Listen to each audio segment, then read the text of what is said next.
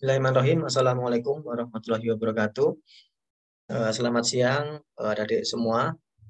Yang saya hormati rekan saya, Pak Vicky Dwi Wijaksono, rekan dosen juga. Yang saya hormati narasumber kita, Mas Muhammad Setio Wardono, SPD MPD.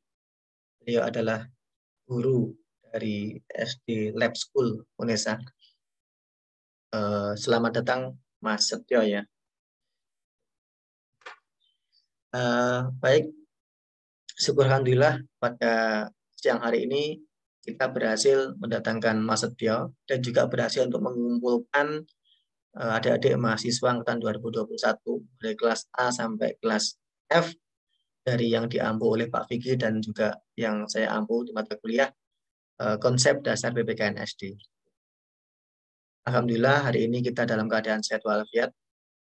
Kita juga berdoa semoga saudara kita, teman kita, kerabat kita yang saat ini mungkin lagi sakit, mungkin tertimpa musibah, kita berdoa semoga dengan sakitnya, dengan musibahnya, semoga Allah mengangkat dosa-dosanya, mengampuninya, dan akhirnya memberikan kesembuhan dengan kesembuhan yang tidak meninggalkan sakit setelahnya.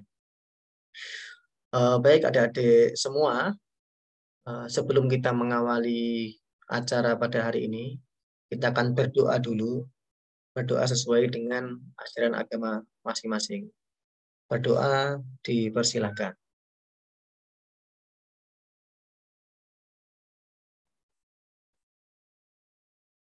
Berdoa selesai. Oke ya, memasuki acara berikutnya kita, saya akan mengundang narasumber kita, Pak Muhammad Setio Wardono. Bisa buka suara, Mas Setio? Oke, baik.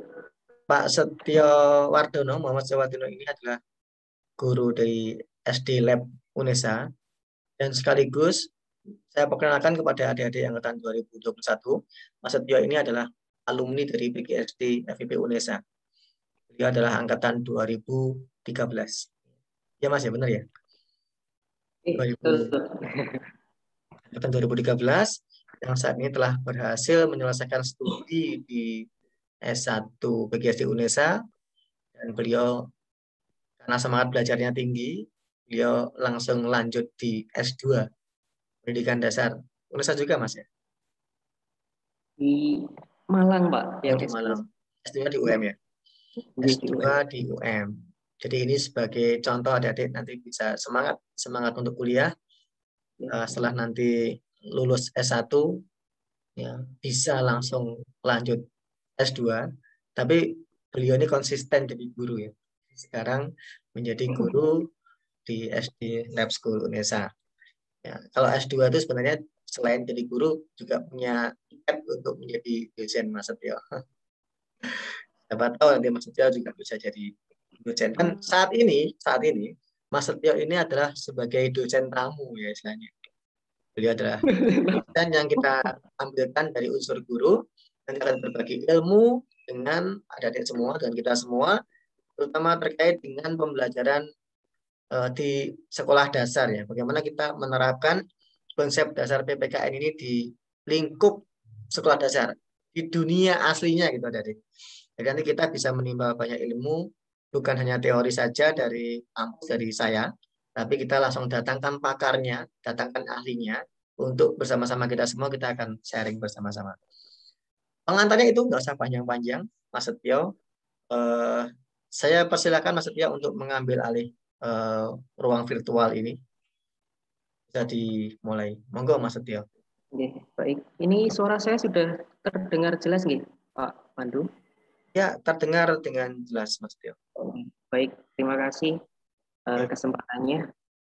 Oke, Assalamualaikum warahmatullahi wabarakatuh. Waalaikumsalam warahmatullahi wabarakatuh. Oke, baik. Terima kasih kesempatannya, Pak Pandu dan Pak Kiki. Ya, beliau ini memang dulu selaku dosen saya juga waktu masih kuliah di S1 PGSD seperti itu ya. Dulu sangat dekat seperti itu karena saya juga dulu pernah istilahnya menyibukkan diri, bukan istilahnya disibukkan ya, menyibukkan diri untuk mengikuti salah satu organisasi di HMJ seperti itu. Jadi ya secara tidak langsung lebih bisa akrab sama beliau seperti itu. Dan alhamdulillah dari akrabnya ini bisa saling bertukar ya informasi, saling sharing seperti itu. Dan sampai saat ini pun juga saya belum sebetulnya ketika diberikan kesempatan seperti ini juga istilahnya masih belum benar-benar bisa pas gitu ya, karena memang juga belum pernah menyampaikan, tapi saya istilahnya berusaha sebaik mungkin karena sudah diberikan kesempatan. Ini juga salah satu istilahnya ya bentuk belajar dan menyampaikan apa yang sudah pernah saya alami di waktu saya mengajar di SD Lab School UNESA ini. Oke, baik, tadi sudah diperkenalkan sedikit secara singkat sama Pak Pandu. Nama saya Muhammad Setiawardono, seperti itu. Saya di sini istilahnya bukan sebagai narasumber seperti itu ya. Jadi nanti sini saya hanya sharing tentang apa ya nanti kira-kira bagaimana cara penerapan dan bagaimana permasalahan dan bagaimana solusi. Nah, ketika kita itu memberikan pelajaran kepada anak-anak di sekolah dasar. Nah, tentunya di SD. Nah, saya sendiri di sini di SD Lab School UNESA yang masih belum lama, ya hampir 2 tahun, sudah 1,5 tahun lebih di sini, dan saya menjabat sebagai kategori guru online seperti itu ya, karena ketika saya masuk kondisinya sudah pas awal-awal pandemi seperti itu. Jadi ya beberapa cerita dari anak-anak didik saya itu ya lucu-lucu seperti itu ya. Jadi hanya bisa bertatap muka secara online, secara virtual. Ada yang baru pertama ketemu setelah istilahnya kenalan lewat Zoom, lewat online.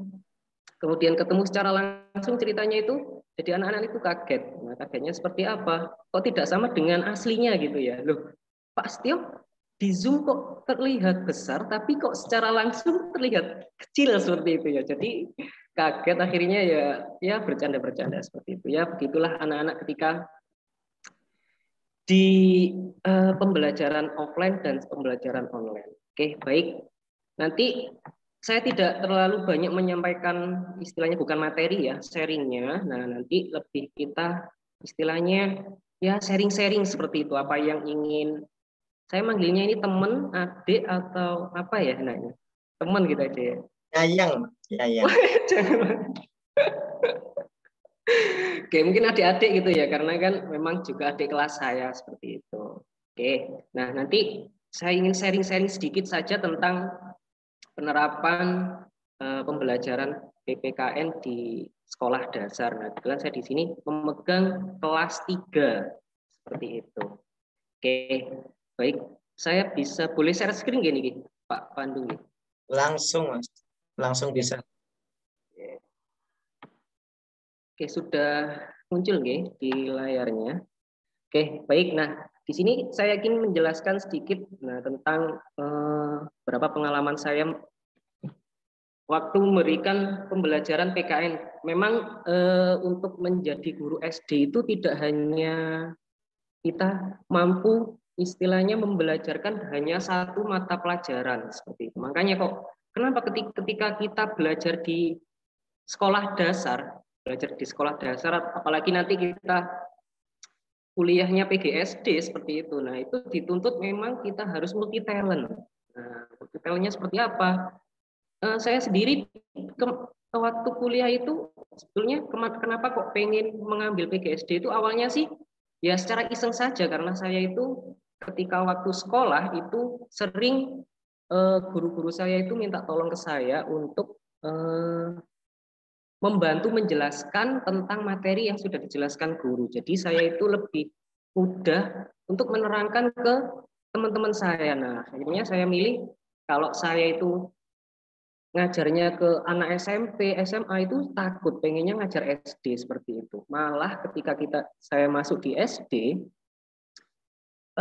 ternyata tidak hanya istilahnya materi-materi yang dasar, tapi juga berbagai macam materi yang belum saya terima waktu SD, SMP, SMA itu malah diajarkan semua di PGSD. Contohnya ada nanti kalian mungkin ini masih semester berapa nggih rata-rata? Semester 1 atau semester 3?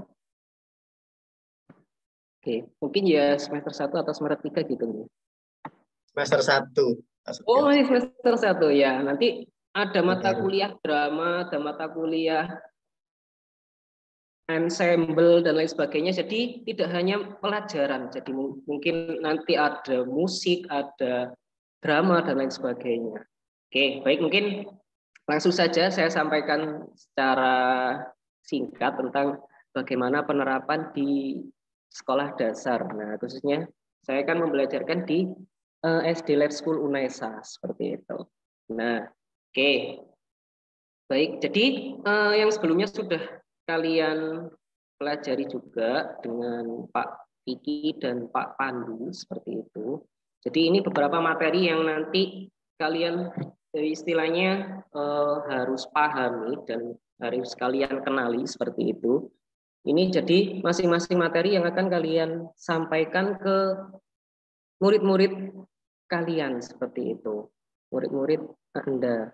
Nah, jadi yang pertama memang kan di kelas di SD itu kan dari kelas 1 sampai kelas 6 seperti itu. Nah, jadi untuk di sini untuk yang pertama yang pasti yaitu tentang Pancasila.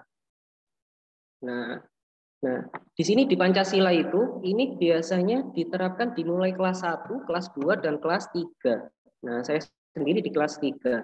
Pasti yang diterangkan nanti tentang apa itu lambang. Nah, terutama dari lambangnya ya, lambang Garuda itu seperti apa, kemudian di dalam burung Garuda itu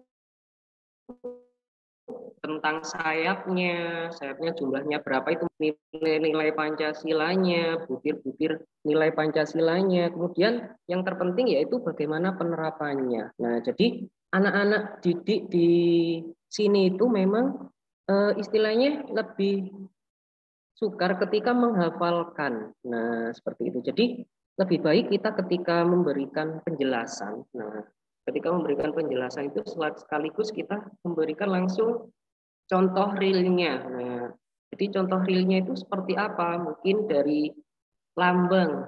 Ketika kita menjelaskan lambang, kita paparkan bagaimana bentuk lambang tersebut. Contohnya di sini lambang Garuda Pancasila. Nah, Garuda Pancasila itu seperti apa? Nah, kenapa kok burung Garuda itu kepalanya menoleh ke kanan? Nah, di situ nanti dijelaskan semuanya. Oke, kemudian dari nilai-nilainya, nah dari nilai-nilai butir-butir nilai sila Pancasilanya. Untuk sila yang pertama, nah itu tentang ketuhanan yang Maha Esa. Nah, bagaimana sih istilahnya nanti penerapannya dari sila-sila Pancasila itu. Nah, jadi ketika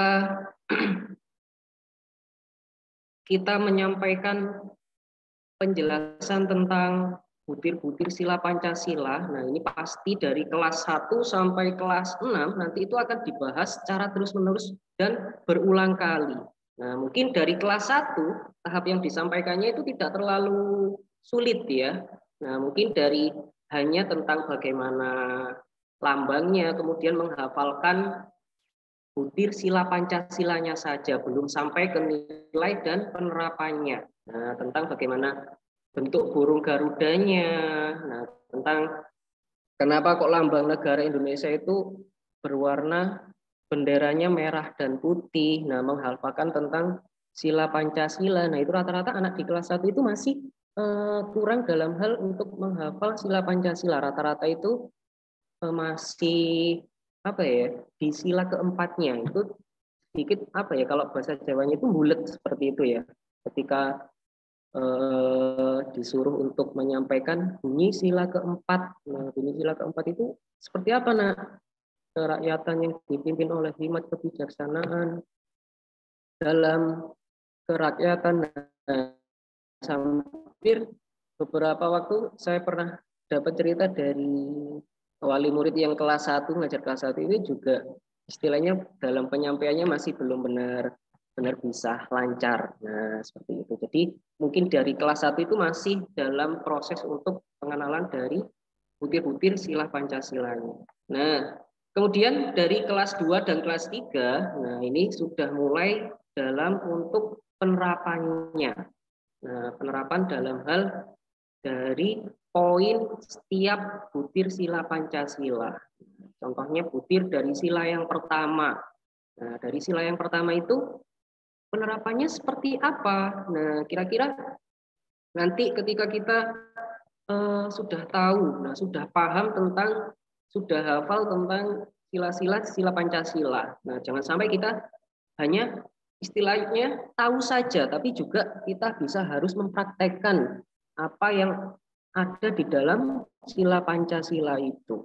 Nah, jadi biasanya anak-anak itu hanya mengerti, sudah hafal, biasanya kelas 1, kelas 2 itu malah sudah hafal seperti itu kan. Dari sila 1 sampai sila kelima sudah hafal semuanya, tapi dalam hal untuk mengimplementasikan atau menerapkan, nah itu masih sedikit kurang bisa. Nah, jadi bagaimana nanti di kelas 2 dan kelas 3 itu bisa memberikan penerapan dan istilahnya pengalaman secara langsung.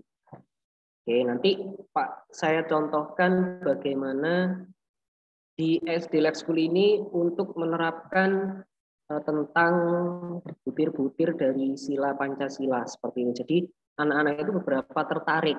Kenapa tertariknya? Nah, nanti akan saya jelaskan. Nah, kemudian mungkin dari undang-undang. Nah, undang-undang ini sudah mulai ke kelas 4, kelas 5, dan kelas 6 ya, tentang undang-undang sistem pemerintahan dan problematika. Nah, mungkin dari undang-undang ini tentang bagaimana sih Undang-Undang Dasar Negara Republik Indonesia itu, dari setiap alinea kenapa kok ada istilahnya Undang-Undang Dasar yang tidak bisa di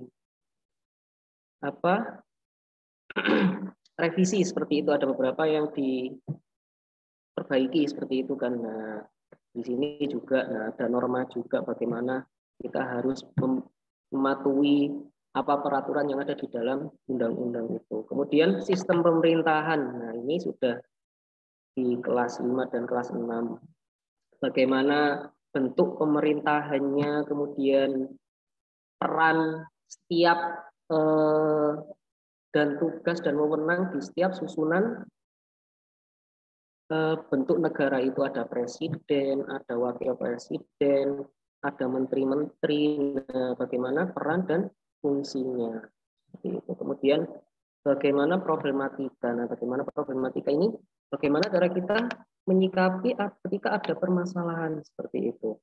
Mungkin ada permasalahan tentang bagaimana melihat kasus-kasus tentang tentang korupsi, tentang apa. Nah, itu bagaimana nanti kita bisa mengetahui dan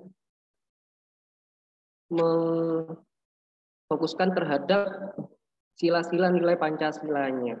Nah, seperti itu. Oke, nah sekarang saya ingin menanyakan ya, ini bisa chat ya semuanya. Oke, bisa. Nah, nanti coba kalian ngetik di kolom komentar seperti itu. Saya ingin tahu kira-kira anak-anak SD itu cenderung lebih senang atau tidak ketika mengikuti pembelajaran PKN di SD. Oke, boleh silakan diketik di kolom chatnya. Nah, senang atau tidak kira-kira? Apakah memang pembelajaran PPKN ini diminati siswa sekolah dasar apa tidak ya? Oke, Langsung menjawab juga bisa loh Pak Setio ini. Halo? Langsung menjawab juga bisa kalau mau interaktif. Adik-adik ini bisa menyalakan mikrofon. Oke, siap. Oke, saya lihat dulu. Tidak. Oke, baik. Kok rata-rata tidak ya? Kenapa kok tidak ini?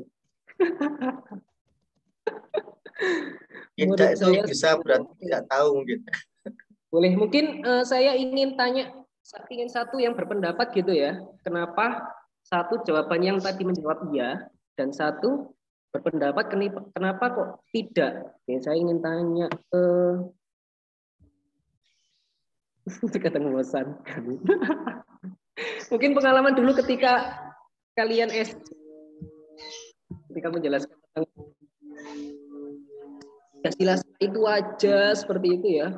Sila pertama ya itu aja, nggak ada berubahnya gitu kan. Oke, mungkin saya ingin tanya ke yang Ada yang raise hand itu Pak Surya. minoritas itu ya, yang dia dulu. Nah, oke. Senang. Oke, ini Mas Ardea Yusra. Oke, apakah ada di sini?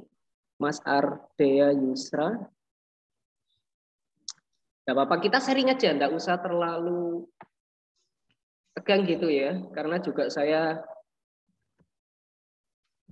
ingin mengetahui bagaimana tentang pelajaran PKN dari teman-teman di sini semua. Oke. Apakah ada Mas Yusra tadi? Iya ada Pak. Oke, baik. Nah, kenapa kok Mas Yusra ini bisa berpendapat bahwa anak-anak SD itu meminati pembelajaran PKN? Apakah Mas Yusra ini salah satu siswa dulu yang sangat suka dalam pembelajaran PKN? Oke, boleh diceritakan secara singkat saja tentang pengalaman dulu ketika SD atau apapun bisa. Monggo. Ya baik, terima kasih Pak. Pak Sutra bisa on cam nggak ini? Mohon maaf tidak. Belum Oh bisa. ya, nggak apa-apa Mbak, silakan Mbak. Oh Mbak ya, mohon maaf saya tadi panggilnya Mas. Nggak apa-apa, kadang-kadang juga Mas kalau siang. Iya baik. Enggak Mbak Yusra. Ya Pak, jadi kalau menurut saya siswa SD ini bisa menyukai pelajaran PKN ketika pembawaan yang dibawa oleh gurunya ini lebih menarik Pak. Saya dulu menyukai pelajaran PKN karena di SD itu saya diajarin oleh guru saya itu menggunakan lagu-lagu begitu Pak. Jadi pelajaran yang diajarkan oleh guru saya itu lebih masuk gitu Pak. Oke, baik. Oke, baik. Terima kasih. Istilahnya sharingnya ya. Ini Mbak Yusra, ini memang salah satu dari siswa yang dulu istilahnya suka dalam pembelajaran PPKN. Oke, baik, karena dari pembawaan gurunya ya, pembawaan gurunya itu memang juga sangat berpengaruh seperti itu. Suka sama gurunya Pak, nggak suka sama pelajarannya Pak. Bukan PKN-nya ya Pak. Oh, kalau gurunya kayak Mas Setio ini ya semua suka. Oke, baik. Nah, jadi memang kata Mbak Yusra ini itu salah satu faktor ya memang ketika dari pembawaan guru itu memang jadi bukan salah satu faktor, itu juga salah satu faktor utama ketika murid itu bisa suka atau tidak dalam pembelajaran. Meskipun itu salah satu pembelajarannya, tetapi gurunya tidak menyenangkan, datang ke depan kelas, wajah itu sudah tidak senyum, kemudian mungkin ada masalah di rumah, dibawa ke sekolah, ya otomatis siswanya pun itu juga istilahnya tahu. Jadi merasakan, saya juga pernah seperti itu ya, ini sedikit sharing lagi. Jadi saya dulu pernah seperti itu, mungkin ada beberapa masalah seperti itu kan, salah. Kemudian saya bawa ke waktu ngajar. Nah, jadi siswa-siswa itu juga tidak semeriah ketika saya juga menyampaikan itu meriah. Jadi mereka itu responnya juga berbeda. Nah, jadi itu juga faktor penting juga ketika nanti teman-teman ini semua ketika menjadi guru seperti itu ya. Nah, jadi ada tips dan triknya nanti yang juga saya sampaikan ketika bagaimana sih biar anak-anak itu lebih suka dan bisa senang ke semua, tidak hanya mungkin PKN ya, ke semua pembelajaran yang akan kita sampaikan seperti itu. Oke, baik, terima kasih Mbak Yusra. Mungkin ada satu lagi pendapat yang kenapa kok tidak suka dalam pembelajaran PPKN. Nah, saya tidak minat. Oke, boleh saya pilih ya. Mungkin yang ini yang terakhir aja di kolom komentar, Mbak. Oh, Saya pengennya yang laki-laki aja, biar nih Mas Lukman. Oke, silakan Mas Lukman. Ini katanya membosankan seperti itu. Oke, boleh di on cam sama bercerita sedikit Mas Lukman. Kenapa kok membosankan? Apakah dulu pernah dijewer sama gurunya atau pernah dimarahin sampai kok bisa membosankan seperti itu? Ya, perkenalkan saya Muhammad Lukman Hakim dari kelas E dengan NIM akhir 160. Itu menurut saya itu membosankan karena pelajaran PPKN itu mungkin hanya itu kebanyakan itu materinya tentang hafalan gitu. Itu dan kebanyakan guru dalam penyampaiannya itu justru menekankan untuk siswa untuk harus hafal, harus ini. Sedangkan kan bagaimana ya?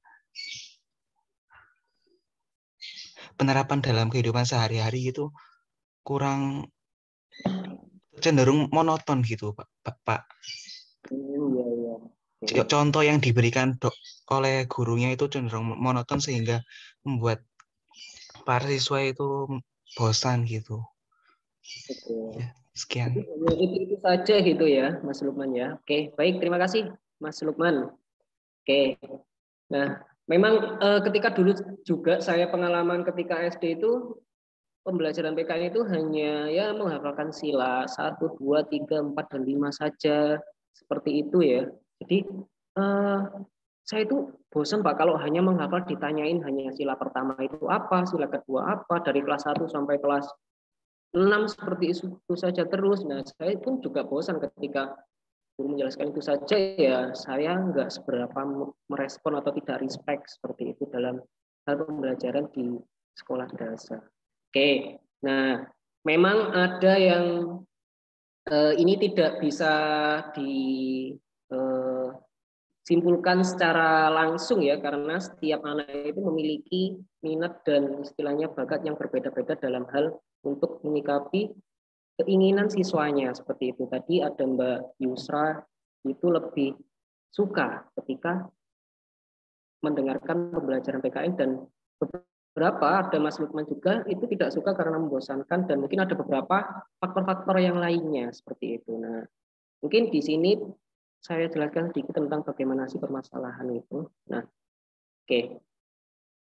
Nah, kira-kira di sini tentang permasalahannya itu apakah memang dari siswanya sendiri, kira-kira mungkin kalian teman-teman di sini bisa merefleksi diri kalian sendiri terlebih dahulu seperti itu ya. Apakah memang dari teman-teman sendiri atau kalian sendiri ketika memang belajar itu sudah malas atau memang sudah enggak, aduh kamu tahu sinau koyok ini. Nah, seperti itu. Karena memang ada beberapa siswa tidak hanya PKN ya, tidak hanya PKN. Ya mungkin pembelajaran yang istilahnya semua anak rata-rata suka itu apa ya? Olahraga ya. Dulu itu memang yang semua mayoritas siswa itu disukai itu olahraga karena olahraga itu istilahnya kan selalu di luar ruangan dan selalu ceria, selalu berkeringat seperti itu. Nah, ada juga siswa yang memang nggak suka ngapa-ngapain, olahraga nggak suka, apalagi mendengarkan materi yang hanya monoton seperti itu. Nah, bisa jadi salah satu dari faktor siswanya. Nah, kemudian ini yang lebih utama yaitu dari faktor gurunya. Oke, ini kok warnanya putih. Nah, dari faktor gurunya. Nah, bagaimana guru itu ketika menyampaikan materi yang disampaikan itu bisa mengemasnya dengan baik atau tidak. Nah, itu pasti menjadi istilahnya hampir 50% dalam hal untuk ketertarikan siswa dalam mengikuti pembelajaran tersebut. Ya meskipun tadi yang sudah saya sampaikan ketika anak-anak itu sudah menyukai pembelajaran itu, tapi gurunya itu tidak enjoy dalam menyampaikan, tidak istilahnya hanya monoton itu saja, otomatis bosan seperti itu kata Mas Lukman tadi disampaikan itu membosankan. Terus lagi, nah materi. Nah setiap materi biasanya ini rata-rata kalau hanya itu saja, anak itu bosan. Nah Apalagi di sini itu sekarang kita sudah istilahnya mengikuti zaman-zaman apa sekarang ya? 4.0 apa sudah 4.1 ya? Atau nanti sudah sampai 5.0 dan lain sebagainya. Nah, kita harus apalagi nanti teman-teman di sini malah harus lebih dituntut untuk melek dalam hal teknologi seperti itu. Jadi ketika anak-anak zaman sekarang kan sudah istilahnya sistem pembelajarannya itu tidak hanya menggunakan buku seperti itu ya. Saya juga mengalami sendiri di sini. Dulu ketika saya belajar di SD itu ya hanya buku dan buku seperti itu. Tidak ada bahan-bahan lain untuk kita belajar. Nah, jadi di sini malah kita dituntut untuk bagaimana mengemas pembelajarannya itu lebih interaktif lagi, lebih bisa menarik siswa-siswa lagi. Nah, jadi kita memanfaatkan ini dari teknologi yang ada saat ini. Nah, seperti itu. Oke, saya sedikit ini sampaikan ini di SD Lab School UNESA. Oke, Pak, saya share screen ya. Jadi di sini itu ketika anak-anak saya ajarkan tentang, kan di kelas 3 itu sudah sampai ke penerapan ya, bagaimana pengamalan sila dari sila pertama sampai sila ke-5. Nah, itu mungkin dalam hanya lingkup penerapan di lingkungan sekolah, di lingkungan rumah, dan di lingkungan masyarakat atau tetangga seperti itu. Nah, di sini dan teman-teman guru-guru semuanya di SD Lab School UNESA, itu kita menggunakan aplikasi Kelas Dojo. Nah, seperti itu. Nah, apa sih aplikasi Kelas Dojo itu? Saya share screen sedikit, biar nanti teman-teman juga bisa buat referensi seperti itu ya. Mungkin kalau ada sudah yang tahu juga malah bagus. Bisa nanti untuk ketika nanti kalian sudah bertugas sebagai guru, bisa kalian gunakan juga dalam hal saat ini pembelajaran online. Oke, nah di sini, nah ini tentang bagaimana kita bisa sambil menerapkan tentang pembelajaran pengamalan sila dari sila-sila Pancasila seperti itu. Nah, jadi setiap kelas di sini itu dibuatkan satu kelas sendiri-sendiri. Nah, fungsinya kelas dojo di sini itu anak-anak itu bisa dipantau tentang bagaimana mengontrol dari sikapnya, afektifnya. Kan kita ketika pembelajaran itu ada yang harus kita istilahnya KD yang harus kita penuhi kan, ada kognitif, afektif, dan psikomotor. Nah, saat ini bukan hanya kognitif saja yang didepankan, tapi lebih ke afektifnya. Afektif itu apa sih? Afektif tentang bagaimana sikap anak tersebut dalam menyikapi berbagai hal. Terutama kan saat ini anak-anak itu lebih condong ke bagaimana sikap anak-anak itu lebih kurang sopan ya.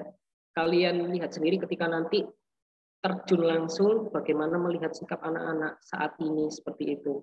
Tidak sama dengan seusia-usia teman-teman semua di sini.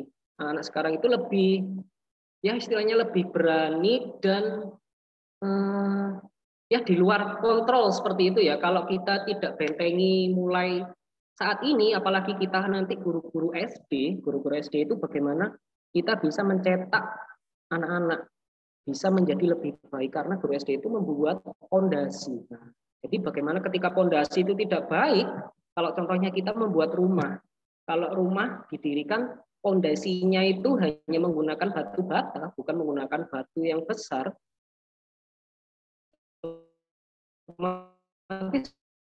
rumah itu ketika terkena air dan hujan jadi ketika saat ini jadi guru-guru SD harus memberikan fondasi yang kuat terlebih dahulu. Ketika fondasinya kuat, ketika kita membangun ke atas, membangun rumah, itu sudah mudah untuk meneruskannya, mudah mendidiknya seperti itu. Oke, nah saya akan jelaskan sedikit secara singkat ya tentang bagaimana fungsi dari kelas dojo ini. Nah di sini itu saya buka di kelas saya sendiri. Nah di sini sudah ada nama-nama siswanya. Nah, jadi setiap guru itu tidak hanya wali kelas ya. Jadi guru yang lain juga mungkin mata pelajaran yang lain karena di SD Lab 10 Unesa ini banyak mata pelajarannya ya. Gurunya pun juga banyak, jadi hampir seperti SMA. Jadi di sini tuh ada pembelajaran bahasa Jepang, kemudian English, yang bocor.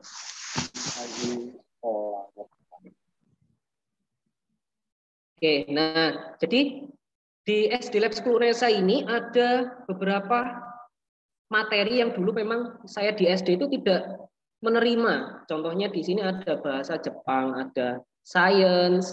Sains itu ada sendiri, bukan pelajaran IPA ya. Kalau IPA kan mulai dari kelas 4 sampai kelas 6. Nah, di sini dari kelas 1 sampai kelas 6 ada pembelajaran sains sendiri. Ada map English, nah seperti itu. Nah, jadi ada beberapa banyak nanti guru-guru yang bisa mengisi di sini. Nah, saya coba buka salah satu ya.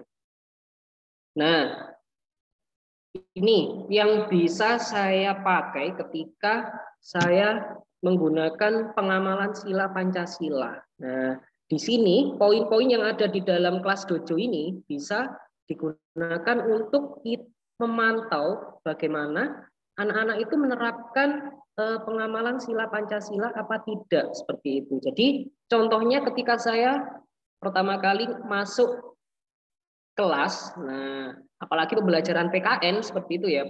Biasanya saya itu tanyanya itu secara random. Nah, bisa pertama saya tanya tentang anak-anak di sini siapa yang tadi pagi, itu untuk yang beragama Islam ya, siapa yang tadi pagi melaksanakan sholat subuh. Nah, oke. Ada yang angkat tangan, saya Pak. Nah, baik, pinter, sudah melaksanakan sholat subuh. Jadi langsung saya kasih poin di sini. Mungkin, nah tanggung jawab. Nah, saya kasih poin di dalam hal tanggung jawabnya. Nah, di situ anak-anak itu istilahnya tertarik. Nah, oh iya Rek, saya melaksanakan sholat subuh. Nah, sholat subuh kan juga salah satu pengamalan sila dari sila yang pertama, yaitu ketuhanan yang Maha Esa. Ketika kita melakukan sholat itu kan juga menerapkan sila Pancasila, sila pertama. Nah, akhirnya saya kasih poin di tanggung jawabnya. Nah, kemudian saya tanya lagi, apakah kalian tadi membantu orang tua, apakah sudah melaksanakan istilahnya ya mungkin membantu dalam hal membersihkan tempat tidur atau membantu mencuci piring, nah seperti itu. Nah, ketika anak-anak menjawab, iya Pak, saya membantu tadi, bantu membersihkan, mencuci mobilnya itu Bapak, membantu mencuci mobilnya Mama, nah seperti itu. Nah, saya juga kasih di sini bentuk dalam hal mungkin di sini peduli. Nah, ini pun juga bisa diatur, tidak hanya dalam konteks ini saja ya, bisa ditambahi add skill juga. Nah, di sini bisa ditambah tentang berbagai hal apa yang bisa anak-anak itu lakukan. Nah, ketika anak-anak itu tertarik ketika melakukan seperti itu, nah di SD Lab 10 Unesa sendiri ini, ketika dalam hal 1 bulan itu ada namanya Student of the Month. Jadi ada satu anak yang terpilih yang mendapatkan nilai poin paling banyak itu mendapatkan reward dari wali kelasnya. Nah, jadi di sini anak-anak itu berlomba, berlombanya itu tidak hal dalam hal istilahnya fisik ya, tapi bagaimana mereka juga bisa menerapkan lomba itu memperbaiki sikapnya. Nah, tentang apalagi di sini dari penerapan pengamalan sila-sila Pancasilanya. Nah, jadi anak-anak itu melakukan itu bukan karena dia itu terpaksa, malah mereka melakukan itu ada dorongan dari dirinya sendiri. Nah, itu yang istilahnya harus kita bangun kepada semua anak didik kita nanti, seperti itu. Jadi malah saya itu istilahnya sedikit terharu ya ketika ada siswa itu yang bilang malah siswanya itu yang mengingatkan orang tuanya, loh mah kok tadi belum langsung mencuci piringnya ya, sampai pernah cerita seperti itu. Jadi saya itu istilahnya oh jadi seperti ini ya, bisa tidak hanya kita itu bisa menyampaikan, tapi bagaimana anak-anak itu bisa langsung praktek dan bisa menerapkan apa yang kita sampaikan. Itu istilahnya goal kita nanti. Jadi kita tidak hanya tujuan kita tidak hanya untuk anak-anak itu tahu, tapi anak-anak itu bisa mengerti. Nah, oke, baik, itu secara singkat tentang kelas dojo. Nah, jadi ini. Jadi untuk pembelajaran bisa tercapai, oh ya belum saya share screen, lupa. Nah, jadi memang kuncinya itu yang pertama tidak hanya untuk PKN tapi untuk semua pembelajaran ya. Bagaimana cara kita untuk mengonsep kegiatan pembelajaran apa yang kita sampaikan ke anak-anak itu, yang pertama memang bagaimana cara kalian, cara kita nanti untuk membuat anak-anak itu senang. Nah, itu yang pasti. Ketika anak-anak senang, pasti akan mudah untuk menyerap ilmu yang dari kalian sampaikan. Nah, jadi kalau anak-anak senang, meskipun itu pelajarannya susah seperti apa, pasti kalian akan mudah menerapkannya. Kalian bayangkan sendiri ketika kalian suka dalam salah satu guru seperti itu ya, meskipun itu pelajarannya susah, biasanya dulu ketika SD itu matematika atau bahasa Inggris itu ya yang susah. Ketika kalian suka terhadap gurunya, nah kalian pasti mudah untuk menerima apa yang disampaikan guru tersebut. Nah, kemudian di sini dalam senang itu biasanya dari suasana hatinya. Nah, hati anak-anak, bagaimana cara kita bisa membawa hati anak-anak itu suasananya menjadi senang. Jadi tidak hanya hati anak-anak ya, hati dari gurunya itu meskipun ada masalah dari luar, kalau bisa ketika bertemu anak-anak, kalian bisa membawakan secara senang biar anak-anak itu tidak terbawa secara apa ya, suasananya menjadi terharu atau mendung seperti itu ya. Oke, kemudian dari penjelasan guru. Nah, bagaimana guru itu mengonsep penjelasannya seperti apa, kemudian materi dan bagaimana media pembelajarannya. Nah, setelah anak-anak itu senang, mereka akan istilahnya itu malah ketika anak-anak itu tahu, malah mereka ingin tahu kembali. Mereka itu paham dengan cara apa? Anak-anak itu bisa kita ketahui anak itu paham, mereka akan bertanya. Jadi anak-anak tanya itu bukan anak yang tidak tahu loh ya. Anak bertanya itu berarti mereka itu mendengarkan kita dan mereka fokus kepada kita. Jadi itu yang dinamakan mengapa ketika kita dulu kuliah rata-rata kok nggak ada yang tanya ya, itu antara benar-benar fokus dalam memperhatikan atau hanya memang ya selingan semata seperti itu. Ya wis apa sih ini nerangnya apa sih? Nah, seperti itu. Jadi kunci dalam hal anak-anak itu bisa paham, nah itu bisa anak-anak itu bertanya, kemudian menjawab apa yang ditanyakan guru dan menjelaskan kembali apa yang telah disampaikan. Nah, seperti itu. Nah, setelah mereka paham, nah ini yang istilahnya goals-nya ya, mereka bisa mempraktekkan. Nah, tadi yang sudah saya sampaikan ketika menerapkan dari kelas dojo itu tadi, mereka itu bisa praktek tentang apa yang mereka pelajari. Nah, praktekkan dengan cara mereka sendiri tentunya ya, bukan dari apa yang hanya dijelaskan sama gurunya. Mungkin mereka bisa melakukannya dengan cara yang berbeda. Nah, seperti itu. Contohnya dalam hal untuk membantu orang tua. Ada satu anak itu yang bisa hanya membantu dalam hal merapikan tempat tidur. Nah, ada juga anak-anak yang hanya bisa membantu ya mungkin mengelap-ngelap meja, mengelap-ngelap itu juga salah satu poin penting juga. Mereka sudah bisa mempraktekkan dari poin-poin sila Pancasila itu. Oke. Mungkin terakhir. Oke, nah di sini ini bukan quotes ya, tapi juga salah satu kutipan. Nah, jadi pendidikan Pancasila dan kewarganegaraan ini tidak hanya mengedepankan tentang kemampuan intelektual juga. Nah, jadi pentingnya itu di sini pembelajaran Pancasila dan kewarganegaraan.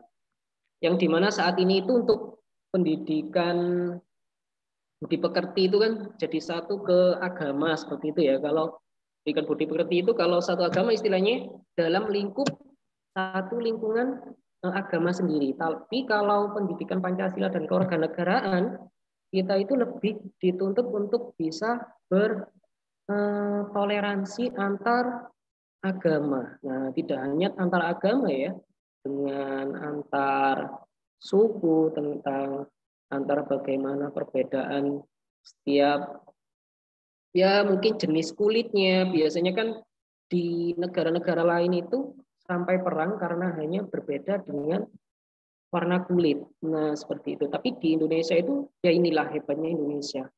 Meskipun kita terdiri dari berbagai macam suku, terdiri dari berbagai macam agama, kita bisa selalu bersatu. Nah, jadi kuncinya yaitu salah satu ini, yaitu di Pancasila ini. Dan Pancasila ini juga mengajarkan tentang bagaimana anak-anak itu dituntut untuk kreatif, cerdas, bertanggung jawab, dan mengedepankan moralitas peserta didik. Nah, itulah poin penting. Tidak hanya tentang bagaimana intelektualnya, tidak hanya tentang bagaimana ilmu pengetahuannya, tapi juga sikap yang dilakukan ketika kita melakukan hal apapun atau hal-hal yang ketika kita temui di kedepannya nanti. Oke. Nah, mungkin itu saja yang bisa saya sharingkan. Nanti kalau ada yang ingin disampaikan, ditanyakan, monggo kita bersama-sama sharing di sini ya. Nggak usah malu, nggak usah takut. Saya juga sama-sama belajar di sini. Kita juga saling memperbaiki seperti itu. Oke, sampun Pak Pandu. Oke, terima kasih Pak Setio. Saya screen-nya bisa ditutup dulu ya.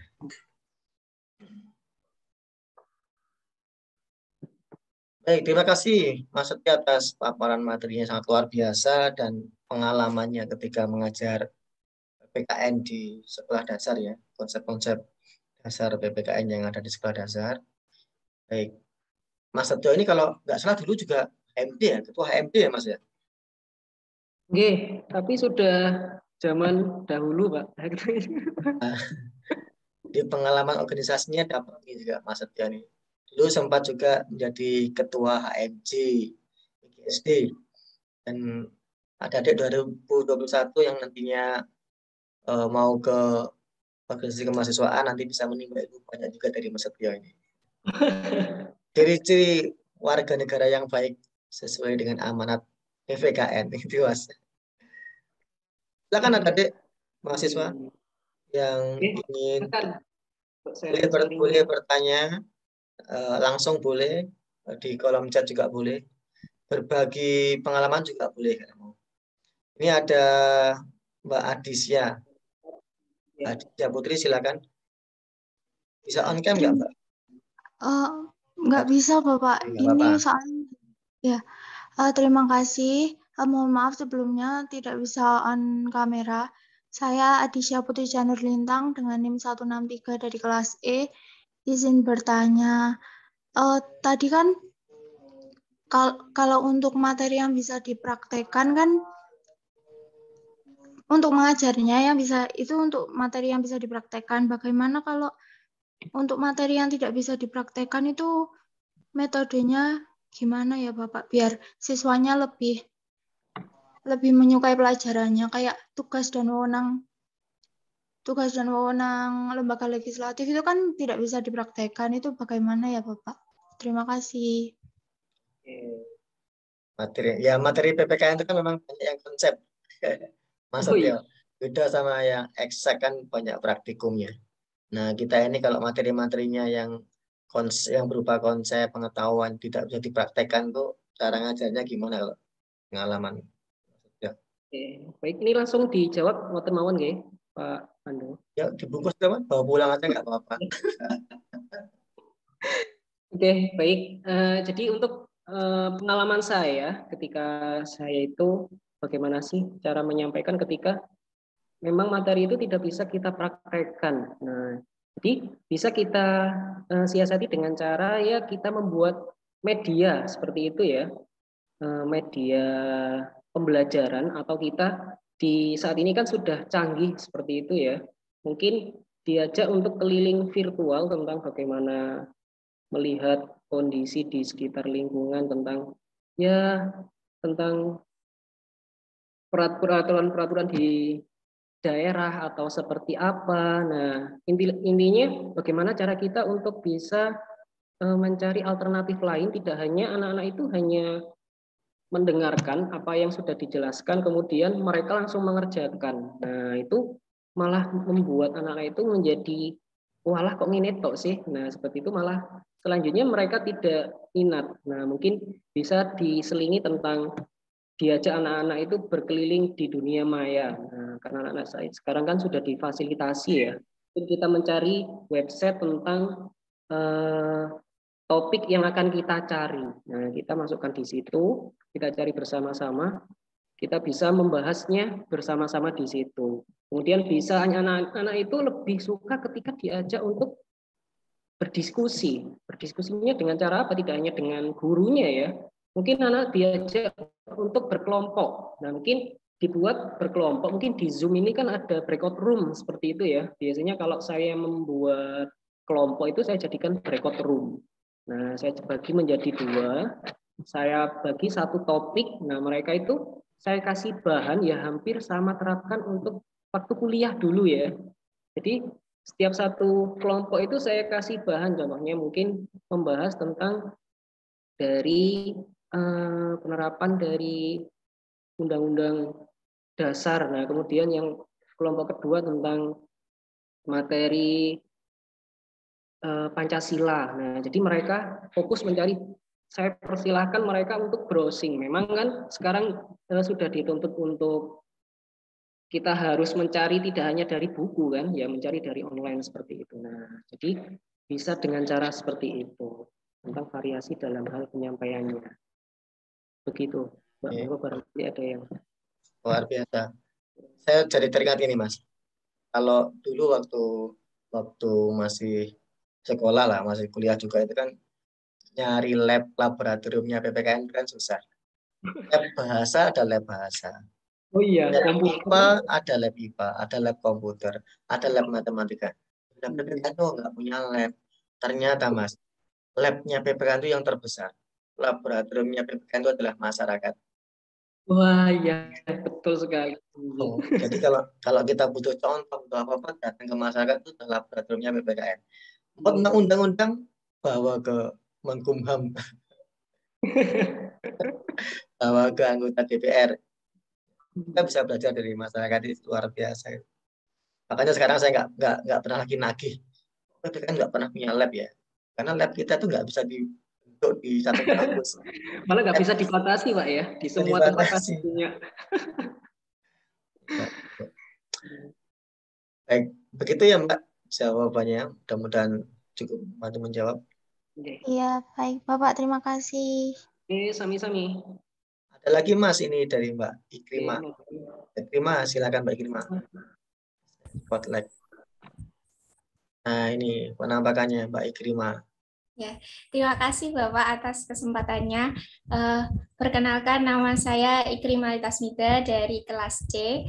Izin bertanya Bapak, mengenai aplikasi dari Lab School mata pelajaran PPKN ini, apakah Bapak ini pernah menjumpai murid yang terlihat biasa saja atau tidak excited atau terlihat malas ketika melaksanakan pembelajaran dengan media aplikasi tersebut?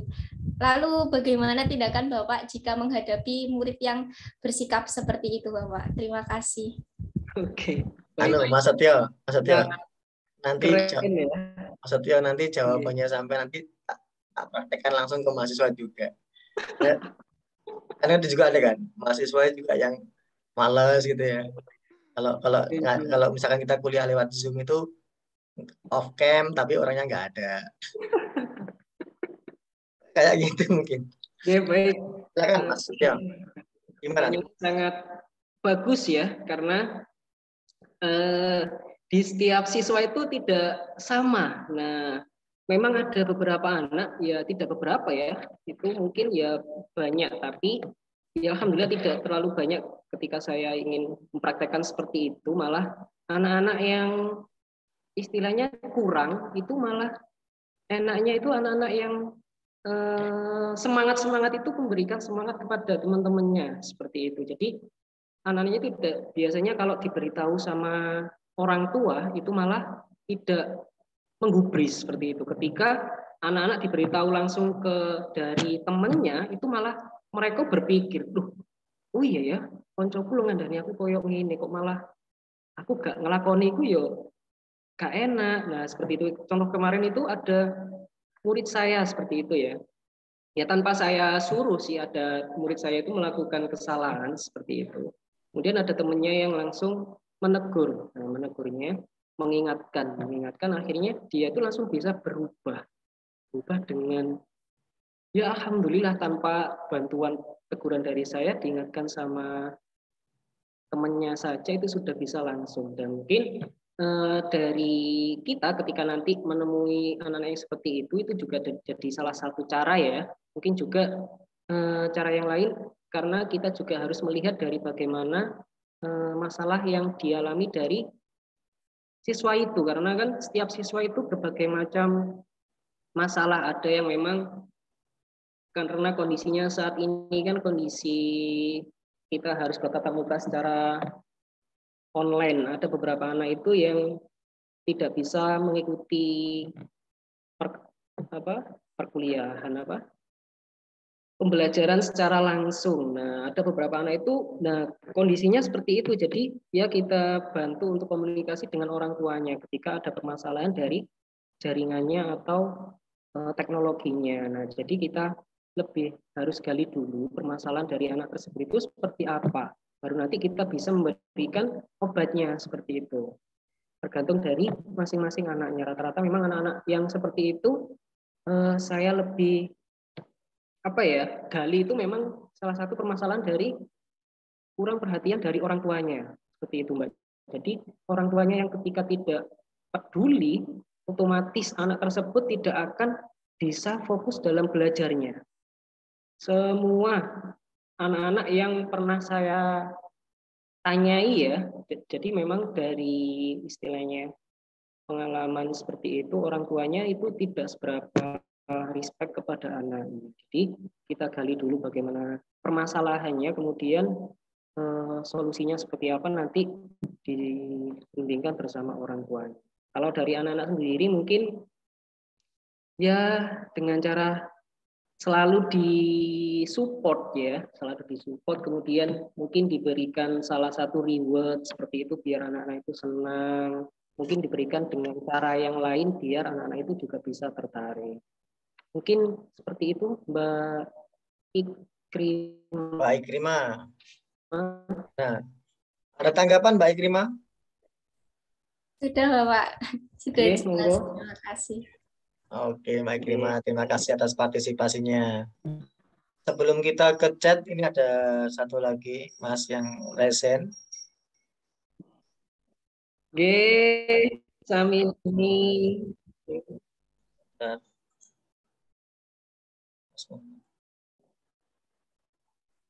Nah ini Mas Muhammad Lukman Hakim. Silakan Mas. Ya, Assalamualaikum warahmatullahi wabarakatuh. Pak Setio, saya dari kelas E dengan NIM akhir 160 atas nama Muhammad Hakim. Izin bertanya, dalam paparan slide PPT Bapak tadi disebutkan salah satu cara supaya murid-murid paham itu dengan suasana hati mereka baik dan pembawaan gurunya itu juga bagus.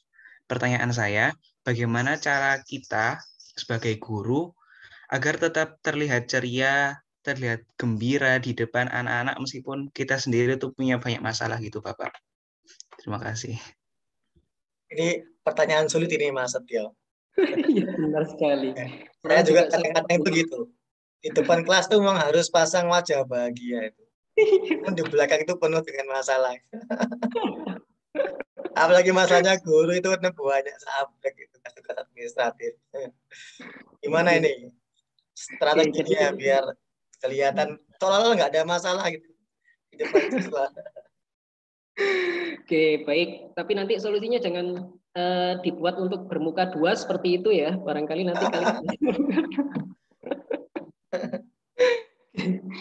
ya, memang intinya kita dari gurunya sendiri ya mungkin dari diri kita sendiri sih, bagaimana cara kita untuk mengendalikan diri kita. Setiap orang itu berbeda-beda. Kalau saya sendiri ketika saya ada masalah, saya pasti saya itu berpikirnya kalau saya tidak bahagia nanti bagaimana ketika anak-anak itu melihat saya seperti itu kan, apalagi nanti anak-anak itu mendengarkan apa yang saya sampaikan dengan kondisi istilahnya psikologis saya kurang membaik seperti itu, pasti anak-anak itu emosionalnya akan mengikuti dari gurunya, bagaimana cara pembawaan gurunya. Jadi yang paling penting sih bagaimana diri kita sendiri. Nah caranya ya yang pertama ya istilahnya bagaimana awak kita itu harus memaksa diri kita itu wis lah kis permasalahan wis mari wis tak simpen dhisik. Nah istilahnya tak kesai dhisik lah, intinya mlebu kelas itu ketika kita masuk kelas itu wis sudah tidak ada masalah lagi. Nah seperti itu. Nah itu istilahnya tiap-tiap orang itu berbeda-beda bagaimana cara menyembunyikan permasalahan itu. Ada memang orang itu yang sangat istilahnya terbuka ya, ketika ada masalah itu langsung meluap-luap, kemudian di setiap tempat itu langsung disampaikan dan tidak bisa mengontrol seperti itu. Apalagi nanti kasihan ketika anak-anak melihat gurunya itu marah ataupun tidak dengan kondisi yang bahagia. Nah itu anak-anak malah takut dan ketika nanti kita mengajar lagi itu tidak sama dengan sebelumnya. Seperti itu. Saya sendiri juga masih belum menemukan apa sih caranya, apa sih caranya biar kondisi itu tubuh kita itu biar lebih selalu tersenyum ya, meskipun dalam hati itu tersiksa atau tersayat seperti itu ya, atau tersakiti oleh. Oke, seperti itu. Tapi oke, mungkin itu sih dari saya. Pak Satyo, tapi itu kira-kira siswa tahu nggak ya Kak? Gurunya ini masang muka senyum ini tulus benar-benar dia gembira gitu ya. atau dia menyembunyikan sesuatu, itu kira-kira tahu nggak siswa kita itu ya? Oke, pasti sedikit banyak itu tahu Pak. Ya? Saya pernah ya menyembunyikan seperti itu dan mereka itu kok gak rame seperti biasanya sih, seperti itu.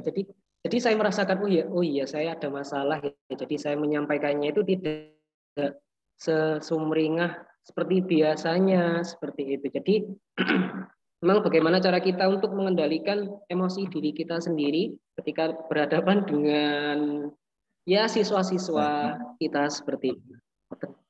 Itu Mas Lukman gitu ya Mas Lukman. Dan ini juga berlaku juga bagi mahasiswa loh ya. Mahasiswa tuh tahu nggak ya dosennya ini senyumnya tulus atau tidak, itu tahu nggak ya? Jadi saya ini sedang bahagia atau tidak.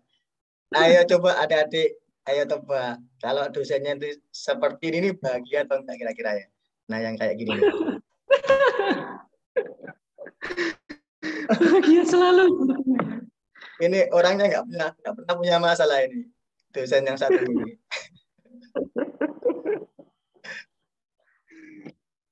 Oke, terima kasih Mas Muhammad Lukmanul Hakim ya.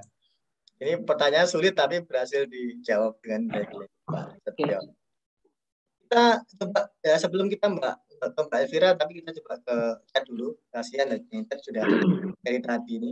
Ada dari Mbak Nur Hayati Mawadah kelas E, nomor NIM-nya 141. Bagaimana cara yang efektif pemberian tugas kepada anak mengenai ini? Saya mandang ke sana karena di sini ya letaknya. Saya punya layar di sini Mas. Pakai layar yang di sini ini kecil, jadi saya pakai layar yang besar. Cara pemberian tugas kepada anak mengenai PPKN agar anak ini bisa berpikir dengan pikirannya sendiri, tidak kopas atau copy paste dari Google. Karena materi untuk kelas 6 itu sudah banyak bacaannya di Google. Mereka kadang juga tinggal kopas saja. Ya, kalau itu caranya kita mendeteksi gimana, terus cara kita menilai gimana? Kalau kita menilai dan itu jawaban dari Google kan ya percuma, bukan dari kemampuan dia sendiri. Saya tambah lagi. Kalau ini situasinya daring, ini kan anak kan di rumah ya biasanya anak-anak.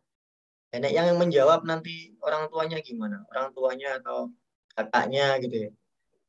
Kalau saya Mas Setio, terus terang, kalau saya ngasih tugas kepada mahasiswa, yang ngerjakan orang tuanya nggak masalah saya. Silakan, suruh Orang ngerjakan tuanya orang nggak tuanya. bisa emang ya. Ya kadang juga ada yang bisa, tapi nggak masalah gitu. Yang penting digarap sendiri. Tapi kalau untuk yang siswa SD ini kan bisa saja kan, yang ngerjakan itu bukan dia. Ya selain dari Mbak Google tadi ya mungkin orang tuanya atau kakaknya gitu. Terus gimana kalau kayak gitu? Oke, oke baik. Ini pertanyaan yang bagus juga ya. Jadi bagaimana cara kita untuk memberikan tugas ketika itu tugasnya itu diberikan untuk di Google atau anak-anak itu khawatirnya kopas seperti itu ya. Nah,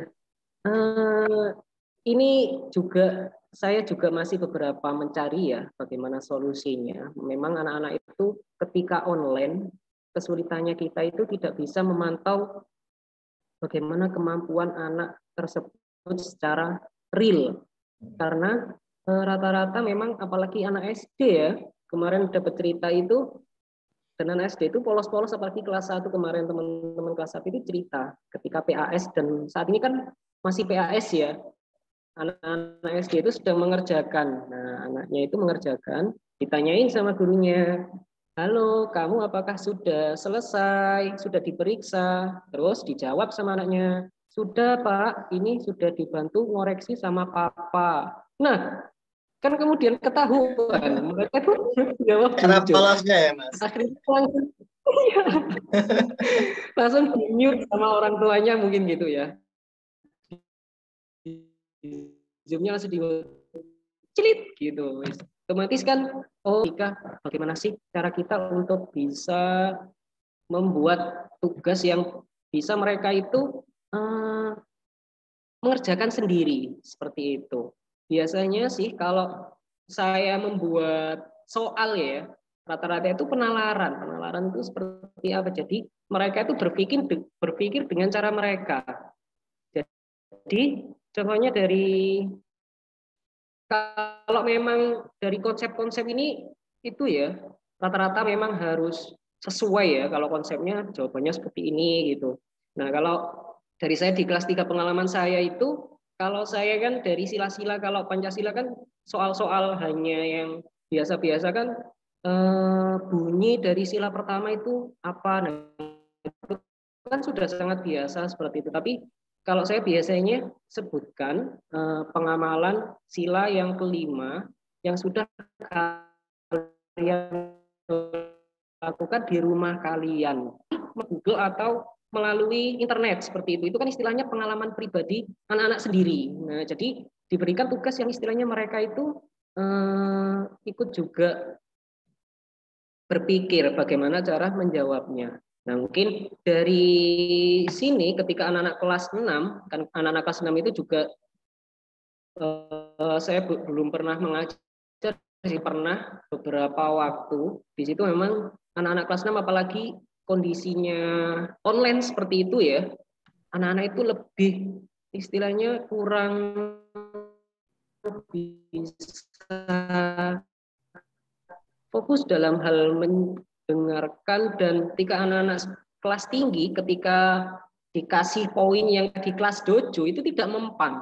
Mereka apa sih ada mungkin rewardnya hanya seperti itu saja karena mereka sudah bisa berpikir karena alah hadiah itu aja nggak penting seperti itu. Jadi biasanya itu lebih ditekankan mungkin kita bisa memberikan salah satu media atau buku bacaan yang kita bagikan ke mereka.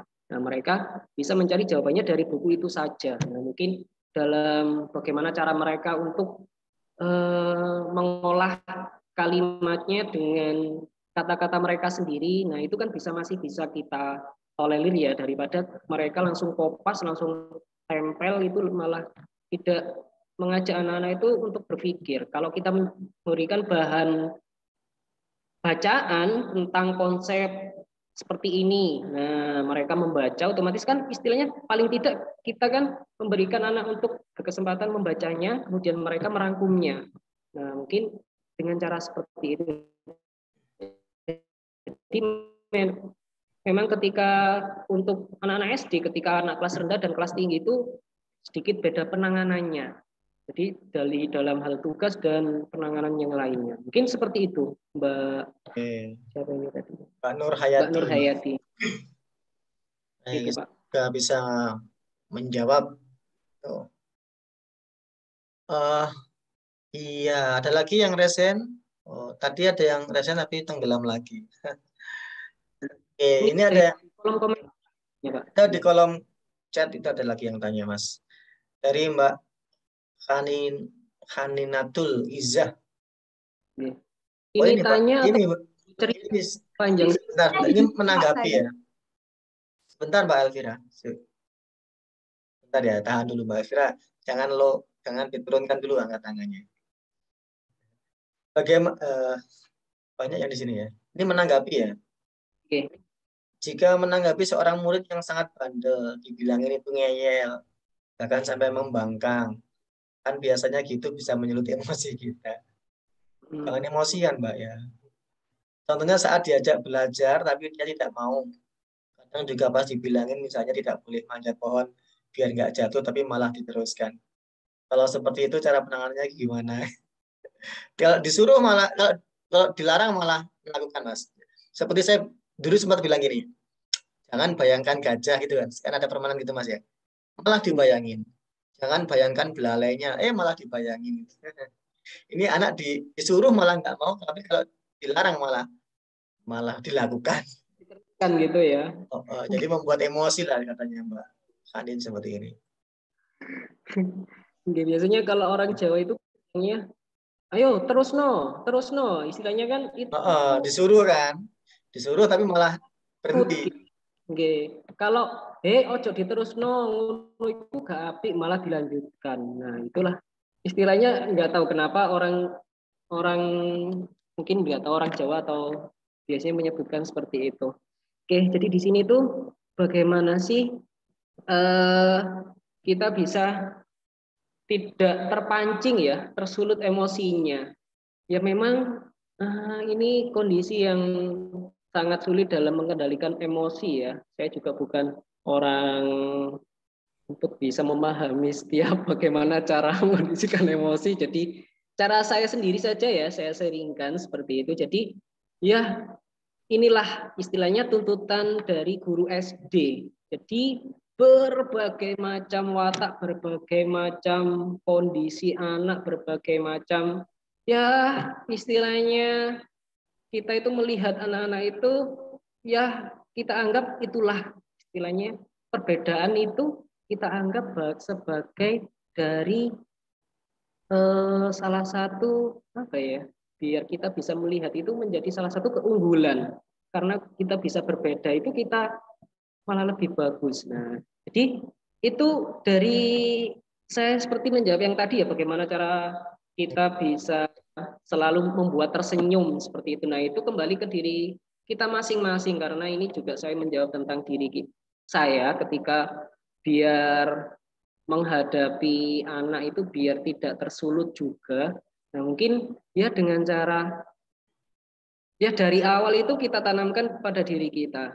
Lebih baik saya itu tidak memarahi, tapi lebih baik kita itu istilahnya mengajak anak-anak itu lebih berbicara dan berdiskusi atau kita ngajak ngobrol seperti itu.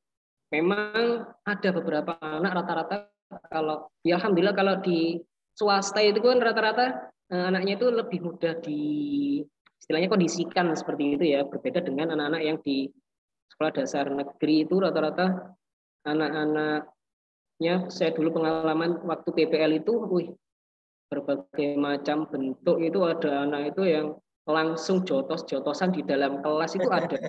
Saya sampai bingung. Sampai ya itu saya juga sampai tersulut amarah karena mereka dibilangin itu tidak bisa gitu ya. Akhirnya otomatis kita juga istilahnya harus tegas. Ketika seperti itu salah harus kita ingatkan. Nah, tapi kalau bisa jangan sampai kita itu marah apalagi mukul seperti itu. Boleh kita dengan suara keras biar anak itu bisa menghormati diri kita karena khawatirnya nanti anak-anak ketika kita selalu kasih turuti, selalu kita apa istilahnya keinginannya selalu dipenuhi, itu malah membuat mereka kita lama juga harus gitu Mas. betul Pak. Kasih hati Jadi malah anak itu lama. Jadi kita harus ditegasi. Tegas itu bukan yang kita harus yang marah seperti itu, bukan ya. Tegas itu kita sesuai dengan peraturannya. Kalau itu salah kita tegur, kita ingatkan. Nah, dengan cara kita masing-masing seperti itu. Jadi perlu memang kita mungkin dengan nada yang keras boleh, karena memang kalau tidak bisa diingatkan kita juga harus memang dengan nada seperti itu, tapi jangan sampai menggunakan kekuatan dalam menyakiti mereka seperti itu. Karena beda hukum ketika dulu mungkin Pak Pandu sama saya juga pernah mengalami ya, ketika SD itu guru itu bebas ya. Iya Mas, kita kan seangkatan dulu waktu SD.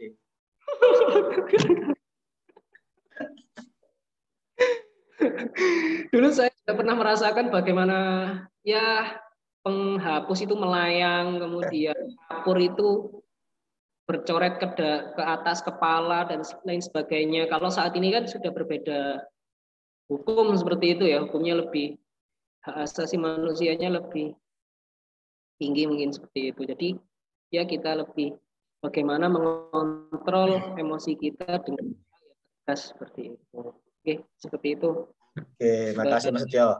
Ya kita perlu banyak-banyak latihan ya mengontrol emosi itu. Oke, betul. Apalagi yang dasarnya temperamental, gampang marah, itu memang harus kita latihan untuk mengontrol. Kayaknya ada senam latih emosi itu Mas, apa namanya? Biar kita relaksasi gitu kan. Ada senamnya, ada hipnoterapi ya, ada hipnoterapinya. Kita ke ini dulu Mas, ke partisipan yang resen. Mbak Elvira dari tadi sudah resen, menunggu. Tangannya pegel ini kayaknya. Mbak Elvira silakan untuk bertanya. Baik Pak, terima kasih atas kesempatannya. Perkenalkan saya Elvira, nomor NIM 218 dari kelas C. Jadi saya ingin bertanya, apakah guru itu harus menguasai materi PPKN secara detail, dan bagaimana cara menghadapi siswa yang bertanya secara kritis gitu Kak? Menghadapinya bagaimana? Soalnya materinya itu kan banyak gitu Kak. Ya karena ya sini semua harus menguasai ya. Jadi apakah PPKN itu harus semua menguasai gitu Mas, gitu ya. Lalu cara jawab pertanyaan yang kritis. Mas Dio mungkin punya pengalaman. Oke. Juga tergantung bagaimana cara kita ya. Kalau saya sih biasanya saya berikan dulu ke teman-teman yang lain seperti itu. Jadi ya silakan, barangkali teman-teman yang lain ada yang bisa menjawab. Nah, jadi kan teman-teman yang lain istilahnya saya cari juga. Nah, itu juga salah satu cara. Kemudian ada cara yang lain, istilahnya ya kita berbicara apa adanya saja. Kalau kita itu masih, oh ya ini Pak Astio juga masih cari jawabannya. Kalau gitu kita buat PR bersama-sama ya.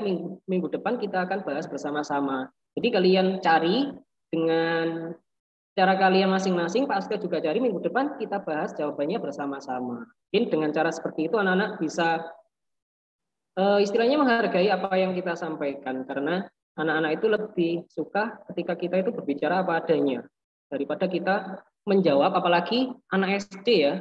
Ini jangan sampai kita memberikan konsep yang salah. Ketika kemarin juga saya sempat memberikan mengajarkan salah, jadi saya langsung minta maaf ke mereka. Saya minta maaf, saya ya menyampaikan lagi, karena itu materi yang saya ajarkan itu tidak sesuai. Akhirnya mereka ya bisa menyadari, dan saya sampaikan ini tidak hanya bisa Pak Astio terapkan, ini juga bisa kalian terapkan. Ketika kalian itu salah, ketika kalian itu tidak sesuai menyampaikannya, kalian juga harus jujur untuk menyampaikan dan meminta maaf kepada teman-teman kalian seperti itu. Jadi itu juga bisa melatih anak-anak itu untuk jujur seperti itu. Jadi bilang apa adanya dan mungkin bisa sampaikan ke teman-teman yang lain seperti itu. Begitu Mbak Elvira. Ada yang jelas atau Mbak Elvira ada tanggapan nggak? Ya, berarti kita sebagai guru harus jujur saja. Walaupun tapi Kalau penting jujur ya. itu nggak harus guru, Mbak. Semua kita ya harus jujur. Profesi apa? Masa kita mau nggak jujur? Tapi kan Mbak Elvira, materi PPKN SD itu kan tidak berat, toh. Maksudnya ya yang kita kuasai ya mungkin materi-materi yang dibutuhkan untuk siswa SD lah gitu. Nggak perlu sampai materinya mahasiswa kita kasih ke SD. Jadi tetap kita harus menguasai materi, tetapi kedalamannya kita sesuaikan dengan kebutuhan anak-anak kita. Makanya kan nggak sulit kan kalau PPKN di SD itu. Masa sampai nggak bisa jawab? ya Pak, kalau kelas 1 sampai 4 masih bisa. Gitu ya. Nanti kalau nggak bisa nanti kursus ke Mbak Setio ini. Oke Pak. Oke. Terima kasih Mbak Elvira. Ya, hanya bermodal tahu hanya sekedar ya, tapi juga ya kita harus paham materinya. Nggak mungkin kita menyampaikan materi tapi kita tidak tahu materinya, ya sama saja kita terjun tanpa menggunakan payungnya, terjun tanpa menggunakan payung, otomatis kita nyongsop seperti itu. Jadi harus ada persiapan terlebih dahulu, Mbak. Oke. Ini nampaknya Mas Setio. Oke, terima kasih Mbak Elvira. Saya remove dulu. Nampaknya ini semakin memanas suasana ini. Adik-adik ini semakin ini ya, semakin rasa penasarannya semakin tinggi ini. Ada banyak yang tanya di chat dan juga di press ini. Pengajarannya ya bukan tentang konsep dasar. Iya, enggak tentang konsep dasar, tentang pembelajarannya nih. Implementasinya ya. Oke, baik. Oke, kita coba ke yang chat dulu. Mbak Audi, sabar dulu ya. Mudah-mudahan nanti masih ada waktunya. Ini ada dari Mbak Khaninatul Izzah. Dari kelas D, 137. Sampun nih Pak. Kenapa? Ya, sudah ya tadi? Oke, niku sampun. Oh iya, yang emosi tadi ya? Iya. Yang sekarang Mbak Marsha. Oke, Mbak Marsha. 055 kelas B. Jika mengajar di SD negeri dan di daerah yang wali muridnya gaptek, Mas. Tidak ada fasilitas internet yang mendukung siswa dalam belajar. Cara memaksimalkannya bagaimana? Model pembelajaran yang kreatif dan inovatif tersebut. Dan banyak guru lebih memilih mengajar di SD elit atau swasta karena fasilitasnya lebih mendukung dan gajinya besar. Oke, amin. Nanti gajinya besar sekali juga gitu, oke.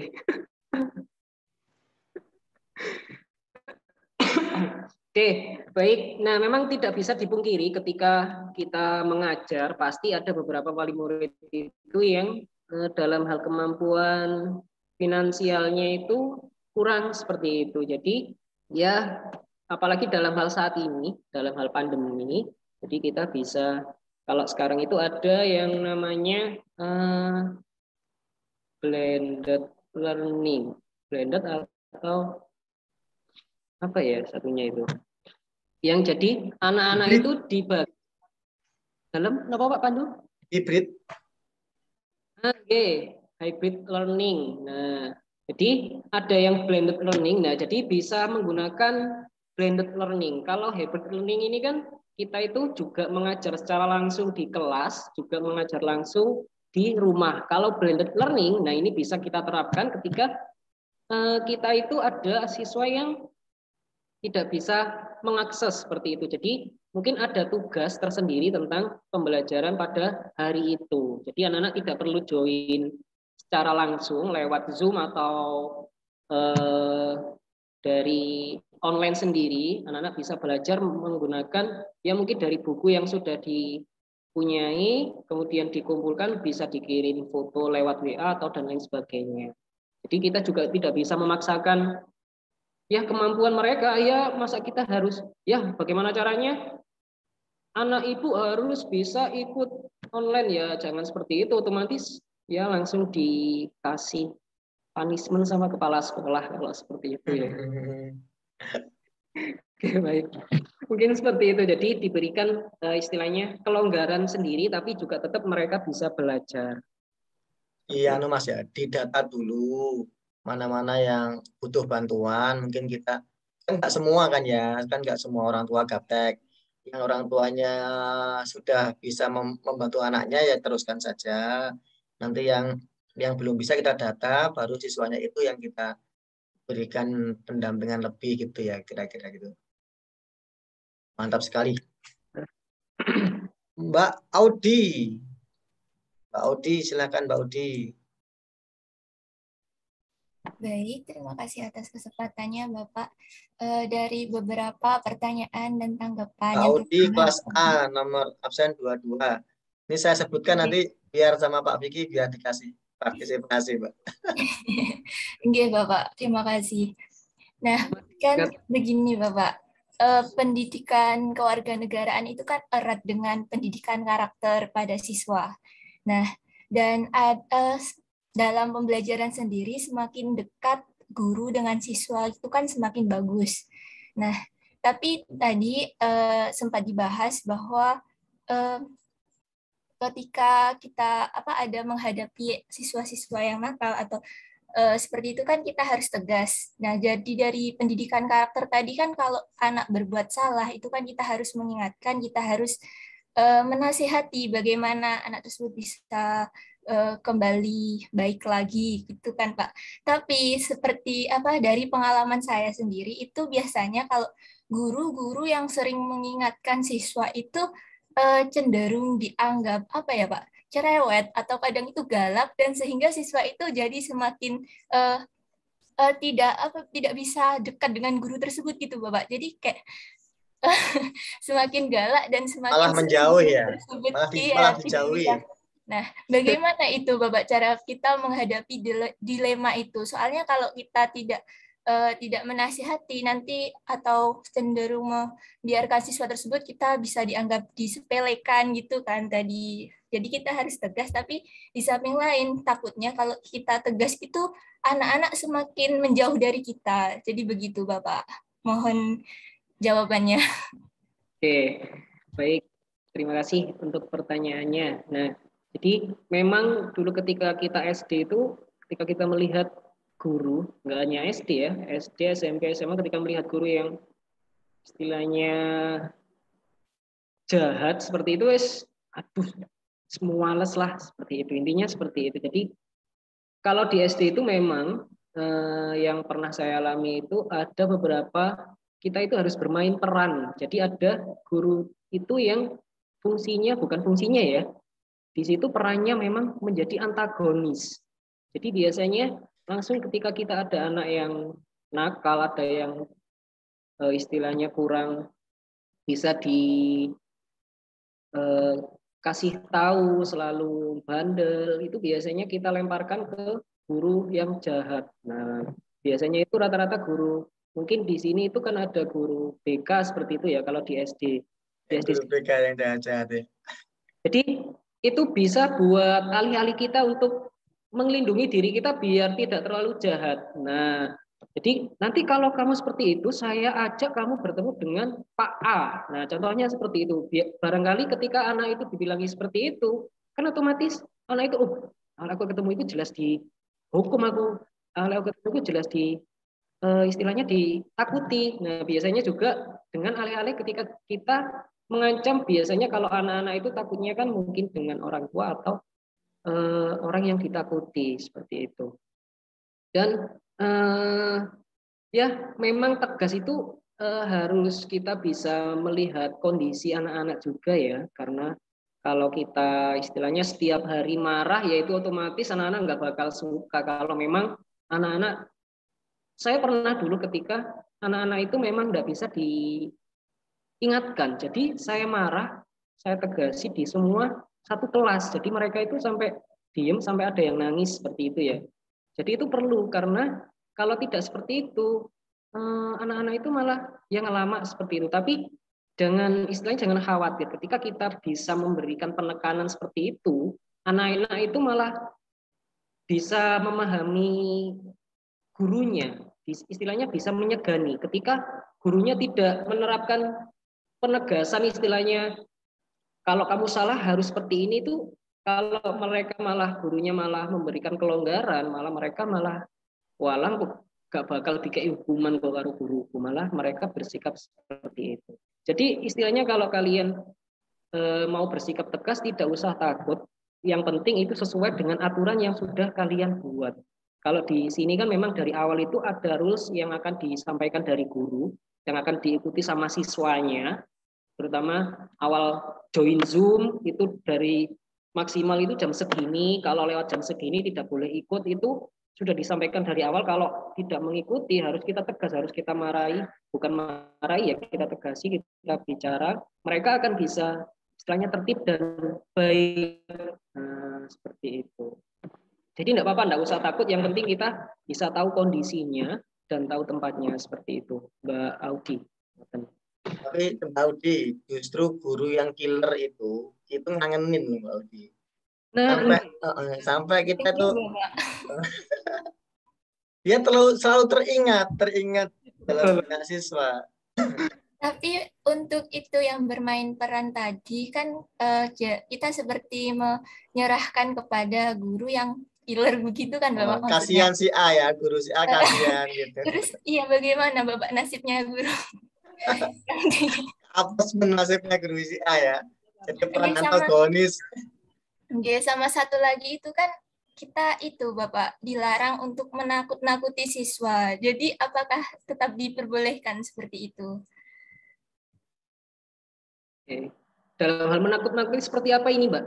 Contohnya mungkin kan tadi ngancam-ngancam gitu ya. Disebutkan bahwa kalau kamu nakal nanti saya antar bertemu Bapak ini gitu. Itu bukan hal menakut-nakuti ya, tapi memang ketika dia masih gitu ya kita tunjukkan arahkan ke bapaknya secara langsung, jangan sampai kita menakut-nakuti itu biar anak itu takut, istilahnya kita bohongi itu bukan, tapi memang biar anak itu bisa kita beritahu seperti itu. Jadi ya kalau memang kita nggak bisa istilahnya ya memang ketika anak-anak seperti itu sedikit harus kita pandai untuk mencari cara biar anak-anak itu mudah untuk ya bisa mengerti apa yang kita sampaikan ya.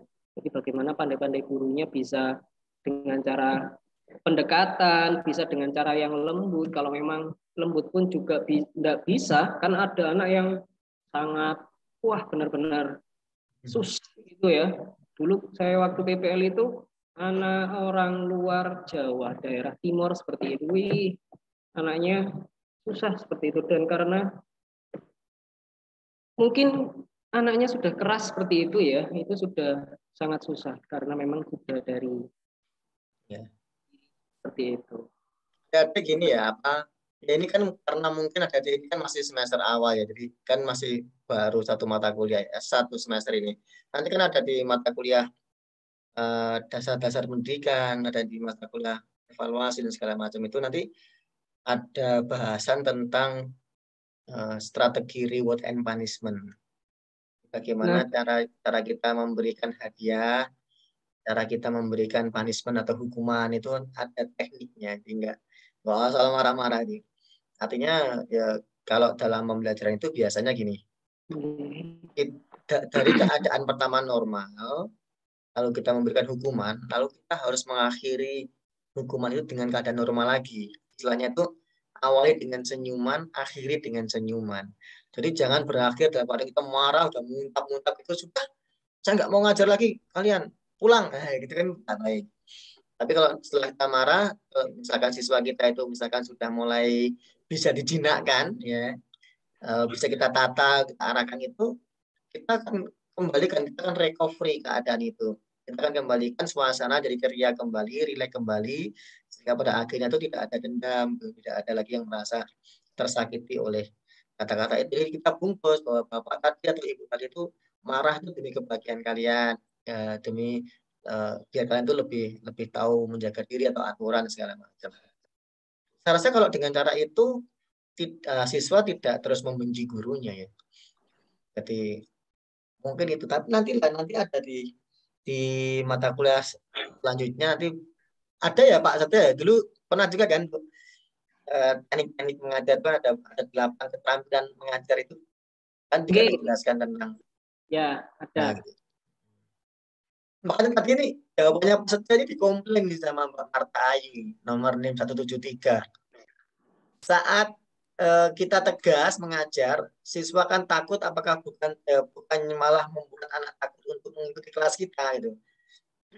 Dan malah membuat anak tidak mau ikut pelajaran kalau kita tegas. Ya, tegasnya dengan teknik. Dengan marah-marah mungkin ya kalau tegasnya Ya, dengan jangan disamakan marahnya guru seperti marahnya sampean ke adik. Karena tidak terkontrol gitu ya. Ada tekniknya. Kalau Pak Satya ini termasuk guru yang killer tadi, yang si A tadi, yang selalu jadi korban itu. Ya Pak Satya. Ya mungkin tegas ini bukan istilahnya marah gitu ya, bukan. Tapi tegas itu kita mengikuti dalam hal aturannya. Mengingatkannya dengan cara yang ya nggak usah terlalu sampai membuat anak itu takut dalam hal pembelajaran kita. Lah, bagaimana cara kita ya mengemasnya nanti pasti setiap anak itu kita akan tahu bagaimana karakter anak-anak itu sendiri. Kita bisa memahami karakter anak-anak itu masing-masing. Jadi pasti kalau Bapak, Mas-mas, Mbak-mbak nanti semuanya akan tahu.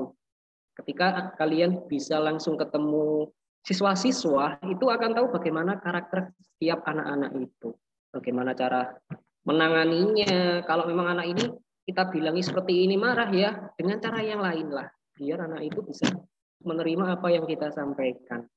Seperti itu. Jadi guru ya Pak Udi. Guru SD memang harus dituntut untuk ya untuk ya ngomong seperti itu ya. Ya meskipun laki-laki ya bisa harus mengondisikan anak-anak seperti itu. Gitu. Mbak Marta nggih. Baik, terima kasih Mbak Marta, Mbak Audi ya. Saya remove dulu. Dan saya harapan saya ini yang terakhir ya untuk yang di chat di kolom chat ini karena waktu juga tidak terbatas ya. Nanti kalau ada yang masih kurang bisa tanya ke Pak Wiki di belakang layar. Ini dari Mbak Nur Alifatus Zahroh kelas D 124. Ini bukan hanya tanya ini Pak Setio. Ini sekalian curhat ini kayaknya. Bagaimana cara kita mengetahui pemahaman anak mengenai materi yang telah disampaikan selain dengan cara tanya jawab? Karena setiap ditanya apakah mereka paham atau tidak, pasti mereka menjawabnya paham. Padahal aslinya tidak. Dan saat ditanya mereka cenderung diam. Tidak ada yang ngomong ya pasif gitu ya. Serta saat diberi soal untuk tugas rumah, mereka cenderung mengambil jawaban dari Google alih-alih membuka buku dan materinya lagi. Ini sepertinya pengalamannya seperti saya ini, Pak Setio. Jadi kalau adik-adik saya tanya, sudah jelas, diam semua, nggak ada yang jawab. Jelas gitu, padahal hasilnya enggak. Setelah selesai diberi soal, jawabnya dari Pak Google. Selain tanya jawab, caranya kita mengetahui apakah mereka sudah paham atau belum, gimana Pak Setio? Oke, nah baik memang itu memang sudah biasa ya. Saya juga ketika dulu kuliah ya juga seperti itu mungkin ya memang batas istilahnya fokus manusia dalam hal untuk mengetahui atau mendengarkan itu kan dalam jangka waktu 30 sampai berapa puluh menit seperti itu ya. Nah, untuk menyiasatinya jadi anak-anak itu kalau sekarang kan sudah sistemnya canggih teknologi ya. Jadi saya itu kasih selain tanya jawab saya ada kuis menggunakan kuisis. Nah, jadi di situ itu saya kasih batas waktu. Jadi mereka kalau mengerjakan pakai mencontek otomatis dia akan kehabisan waktu. Nah, jadi di kuisis itu mereka akhirnya tertarik. Jadi apa yang setelah saya sampaikan, saya masukkan di kuisis, saya siapkan. Jadi anak-anak setelah saya jelaskan itu biasanya setelah pembelajaran saya kasih kuis. Nah, kuisnya itu melalui kayak game gitu ya. nanti ada perskoran. Jadi biasanya yang mendapat skor paling baik saya kasih reward di kelas dojonya tadi. Nah, di situ bisa menjadi salah satu caranya juga. Jadi diberikan puisi dengan cara ya biar anak-anak itu istilahnya lebih tertarik. Nah, itu pergantian dari tanya jawabnya. Seperti itu, Mbak. Nathan. Baik, terima kasih Pak Astio atas sharingnya yang sangat luar biasa. Untuk adik-adik semua ya, tentu kalau kita ngomong ke dunia anak SD itu lika-likunya sangat banyak dan kompleks. Benar. Jadi permasalahan-permasalahan itu akan muncul seiring dengan waktu. Tapi jangan khawatir karena kita semua berproses ya. Tentu nanti solusi-solusi itu akan kita dapatkan setelah kita mengalami masalah itu. Kalau kita sekarang hanya membayangkan saja, kadang-kadang oh ini kok susah ya kelihatannya. Tapi setelah dijalani ternyata ya ada solusi. Nah, tentu seperti itu. Adik-adik, terima kasih atas partisipasinya semua, baik yang bertanya secara langsung maupun yang melalui fitur chat. Ya, nanti kalau ada hal-hal lain yang masih belum jelas terkait dengan materi konsep dasar PPKN SD, nanti kelasnya Pak Vicky bisa diagendakan untuk bisa dialog langsung dengan Pak Vicky, yang kelas saya juga bisa dengan saya. Seperti itu. Kepada Pak Muhammad Setio Wartono, SPD MPD, saya ucapkan terima kasih sudah berkenan jadi narasumber kita pada hari ini. Dan jangan lupa untuk adik-adik untuk mengisi presensi melalui link yang sudah dibagikan oleh Pak Vicky di kolom chat ya. Nah, saya rasa itu dan terima kasih atas kehadiran semua baik peserta maupun panitia yang bertugas. Pak Vicky, terima kasih sudah memfasilitasi kita hari ini. Dan marilah kita akhiri pertemuan pada siang hari ini dengan doa kafaratul majelis. Wa bihamdika asyhadu alla ilaha illa anta astaghfiruka wa atubu ilaik. Dari saya selaku moderator, mohon maaf apabila ada kesalahan. Lalu kita tutup acara pada siang hari ini ya. Ya, saya cukup sekian. Terima kasih. Wassalamualaikum warahmatullahi wabarakatuh. Waalaikumsalam. Waalaikumsalam warahmatullahi wabarakatuh. Waalaikumsalam warahmatullahi wabarakatuh. Oke, saya izin lead ya Pak Matur suwun. Ya, terima kasih Mas Setio. Ya. Bukan hanya menunggu mimpi kan datang, bukan pula menyerah pada hari. Inilah saatnya tak lagi berpangku tangan. Udesa berkarya untuk negeri Indonesia.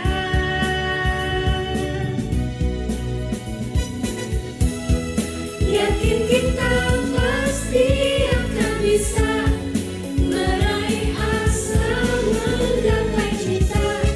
Singsingkan lengan, pandanglah ke depan, kobarkan semangat dalam dada. Terus berkarya selagi bisa, tak mudah lelah dan putus asa. Bergandeng tangan, satukan upaya, UNESA satu langkah di depan.